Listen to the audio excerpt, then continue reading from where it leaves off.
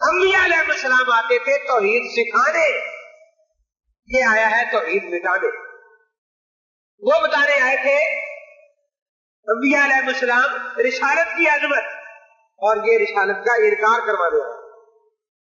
वो आखिरत का तसव्वुर जमाने आए थे, और ये कब्र का इनकार करवा रहा है। और इससे आगे क्या है? वादी के मतलब है कि हम अगर हमारा इस तो नबी सल्लल्लाहु का रोजा बम मारकर उड़ा दिया जाए, इसके ऊपर बयान पर मैं शुक्रिया माज़अल्लाह अस्तग़फिरुल्लाह। अल्लाह तबारक व तआला महफूज फरमाए ऐसी गुस्ताखियों से। ये बिल्कुल कल्बे कुफर है। देखिए, अंबिया अलैहिस्सलाम की हयात का मसला उम्मत में कभी भी इख्तिलाफी नहीं रहा, इसमें सबका इत्तेफाक रहा।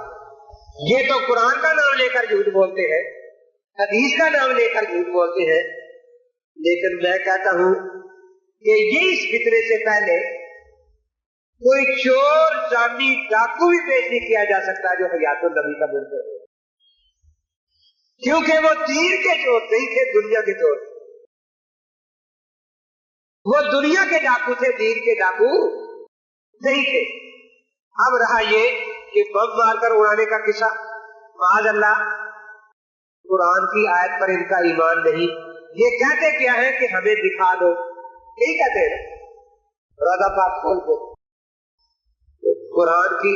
और अवामी धोखा इनका यही होता है कि जब हजरत दुनिया में थे तो जब भी सहाबा में कोई इख्तिलाफ होता तो हजरत से फैसला कराते, लेकिन विसाल के बाद सहाबा में कई इख्तिलाफात हुए, किसी ने रोज़ा पाक पर जाकर अर्ज नहीं किया कि हजरत को फैसला करना है। इससे नतीजा निकालते हैं कि माज़अल्लाह सहाबा हजरत पाक को हयात नहीं मानते। ये बात नतीजा गलत है। कुरान ने खुद कहा है वलाकिन ला तशउरून, वलाकिन ला तशउरून। ये जो अल्लाह ने हमें शऊर दिया है ना, ये इस जिंदगी के लिए दिया है, क्योंकि ये जिंदगी भी फानी है, ये शऊर भी फानी है। ये जिंदगी भी फानी है, ये शऊर भी फानी है। और जो मौत के बाद हयात मिलती है वो हयात भी बाकी है, और ये शऊर नाकिस है, वो हयात कामिल है। सहाबा इसलिए नहीं पूछते थे, उन्हें पता था कि हजरत सुनेंगे भी, जवाब भी इरशाद फरमाएंगे, लेकिन जवाब हमारे शऊर में नहीं है। इसी तरह अल्लाह से कोई नहीं पूछता ना फैसला, क्योंकि अल्लाह ताला नहीं सुनते, जवाब ही देंगे ना अल्लाह ताला, लेकिन वो हमारे शऊर में। सरवारी साहब की घड़ी कहीं पड़ी रह गई, 10 आदमी से पूछा है, बड़े परेशान कर रहे हैं। मैंने पूछा कि क्या बात है जी, घड़ी कहीं पता नहीं कहाँ रह गई।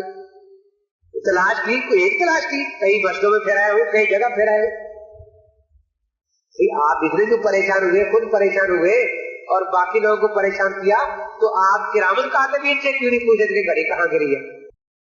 किरामन कातिबीन जंग में जिंदा है या बहुत हो गए? क्योंकि कोई उस्मानी किरामन कातिबीन से इसकी चोरी नहीं पूछ सकता अपनी चोरी। तो क्या हो गई, किरामन कातिबीन वाकई मरे हुए हैं? किरामन कातिबीन की बात हमारे शऊर में ना आना, तो ये हमारे शऊर का नक्श है या उनकी जिंदगी का नक्श है जी? और जब कब्र में जाता है इंसान तो शऊर तरक्की करता है, याद रखना। बस ये बात जाकर मैं खत्म करता हूं। ये जो जिंदगी है, जो बेदारी वाली जिंदगी है, इसमें रूह पर 3 बोझ है, याद रखें। कितने बोझ है? कौन कौन से? तकलीफे शरई, अब पर कुछ चीजें हलाल हराम है, तदबीर बदत खाना हजम कर रही है, इसको कंट्रोल मुहैया कर रही है, और तकलीफ एहसास, चोरी कातिल एहसास होगा या नहीं? इस वक्त बेदारी में कितने बोझ है रूह पर? जब हम सो जाएंगे एक बोझ खत्म हो गया, तकलीफ शरी खत्म हो गई या नहीं? अब बेदारी में किसी गैर औरत की तरफ यूं नजर दौड़ाए, गुनाह होगा या नहीं? और ख्वाब में सब कुछ कर गुजरे, क्योंकि तकलीफें शरी आई नहीं। अब कुछ सोया हुआ इस वक्त और वो फजर की नमाज ख्वाब में पढ़ ले, تو دوبارہ پڑھنی پڑے گی یا نہیں؟ پڑھنی پڑے گی نا، کیونکہ تکلیف ختم ہو گئی. تو تکلیف ختم ہونے سے روح کے ادراک تیز ہوئے یا کم ہوئے؟ تیز ہوئے. بہت سی باتیں جو اس وقت آپ کھلی آنکھوں سے نہیں دیکھ سکتے. مولانا فاروق صاحب بیٹھے، آپ کو اللہ تعالیٰ کی نظر آ رہا ہے جی، آپ کو آ رہا ہے، لیکن یہی صاحب سو جائے اور کروٹ بھی ادھر ہو اور اٹھ کر کہے کہ میں نے کعبے کی زیارت کی ہے، تو ہم کہیں گے جھوٹ ہے یہ سچ ہے. اندھا بھی خواب دیکھتا ہے یا نہیں دیکھتا؟ گونگا خواب میں باتیں کرتا ہے یا نہیں کرتا؟ نظرہ بھی خواب میں چلتا ہے یا نہیں چلتا؟ تو ایک بوجھ کم ہونے سے روح کے ادراکات تیز ہوئے، اور جب قبر میں جائے گا تو دو بوجھ کم ہو جاتے ہیں. نہ تکلیفیں کری اس پر رہی اور نہ تدبیر بدل، نہ کھانا مانگے نہ اس کے لیے، وہاں تو روحانی رزق جو ہوتی ہے. تو دو بوجھ کم ہونے سے ادراک اور تیز ہوگا یا کم؟ اس لیے بخاری شریف کی ایک حدیث میں ہے انہم لعصما منکم، وہ تم سے زیادہ سکتے، اور دوسری میں تشریح آ گئی انہو، فرشتے سوال جواب کر رہے ہیں تو انہو یسمع قرآن، ایک ہی وقت میں وہ آپ کی دوسری کی آواز بھی سن رہا ہے اور فرشتوں کی آواز بھی. اس وقت آپ سن سکتے ہیں فرشتوں کی آواز. بخاری کی حدیث میں اس کی تشریح بھی آ گئی. تو ادراکات تیز ہوئے یا کم ہوئے؟ یہ جو کہتے ہیں کہ بالکل کچھ بھی باقی نہیں رہا، یہ بات غلط ہے. یاد رکھیں، یہ کہتے ہیں قبر اور بت میں کوئی فرق نہیں، یہ دھوکہ ہے. حضرت ابراہیم علیہ السلام خود خدا کے شریک ہے. ابراہیم علیہ السلام بڑے حیران کرنے کو، ابراہیم علیہ السلام خدا کے شریک ہے خود نہیں نا. ان کی قبر شریک ہے، ان کا بت شریک ہے. شریک ہونے میں تو سارے برابر ہیں. نہ خود ابراہیم علیہ السلام خدا کے شریک ہے، نہ ان کی قبر خدا کی شریک ہے، نہ وہ ان کا بت خدا کی کا شریک ہے. لیکن اگر ابراہیم علیہ السلام آپ کے سامنے آ جائے، آپ ان کی تعظیم کریں گے یا نہیں؟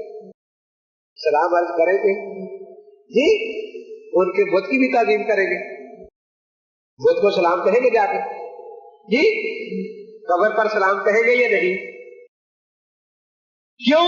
ابراہیم علیہ السلام کے ساتھ روح کا تعلق تھا، قبر میں بھی روح کا تعلق ہے تو آج روح ہوگی جس دن، اور بت کے ساتھ روح کا تعلق نہ کبھی ہوا نہ ہو.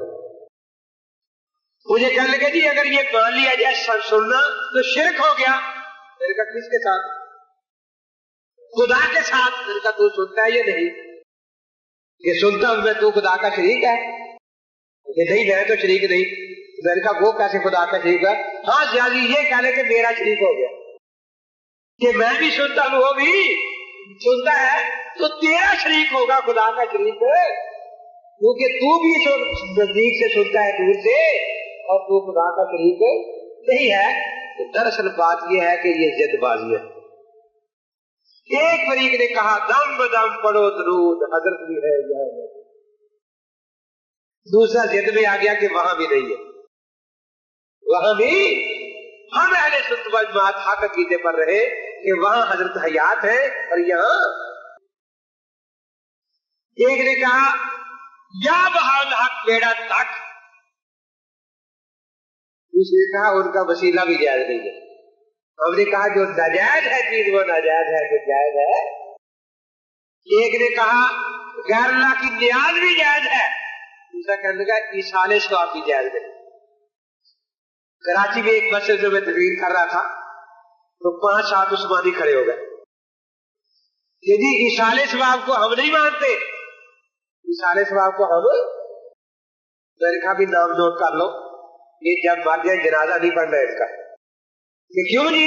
میں نے کہا پہلا ایصال ثواب جنازہ ہے، جنازہ ایصال ثواب دوسری دعا کر رہے تھے کہ یا اس کو، تو پہلا جو ایصال ثواب ہے وہ جنازہ ہے. تو جلدی سے کہتے اچھا جی یہ ہے تو ہم مان گئے، تمہارا جنازہ نہ خراب کرانا کہتا ہے. تو پہلا ایصال ثواب جنازہ ہے. لیکن ابو الخیر اسدی کی جیت دیکھو اس کی پارٹی کی، ٹیپو سلطان پور کا واقعہ ہے. میں 3 ماہ پہلے تقریر پر گیا تو کسی نے یہی کہا کہ جی ایصال ثواب کا قائل نہیں اسدی، اس کے چیلے. تو میں نے کہا ایصال ثواب کا قائل نہیں تو جنازہ چھوڑ دے.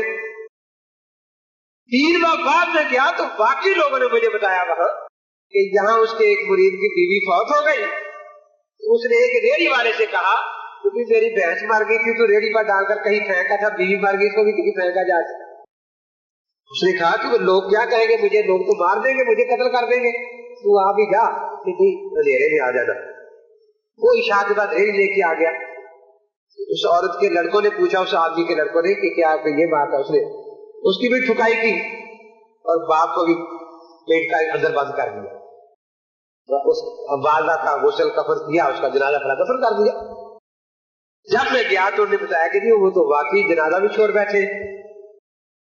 तो मैंने कहा कि आइंदा मैं इससे अगली बात सुनना चाहता हूं कि जब किसी का एहसान झीलना ही नहीं, किसी का सवाब नहीं लेना, तो किसी से गुस्ल क्यों ले भाई मुर्दा, किसी का कफन क्यों ले मुर्दा भाई, और किसी के कंधों पर सवार होकर कब्र में क्यों जाए।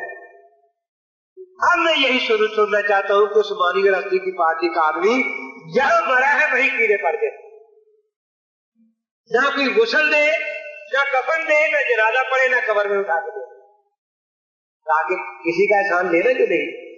तो याद रखो मसाइल कोई मुश्किल नहीं है, लेकिन कियामत का कुर्ब आ गया है। कुरान के नाम से ये लोग झूठ बोलते हैं। दुआ करो अल्लाह तबारक व तआला ऐसे फितनों से हमें महफूज रखे। वहां के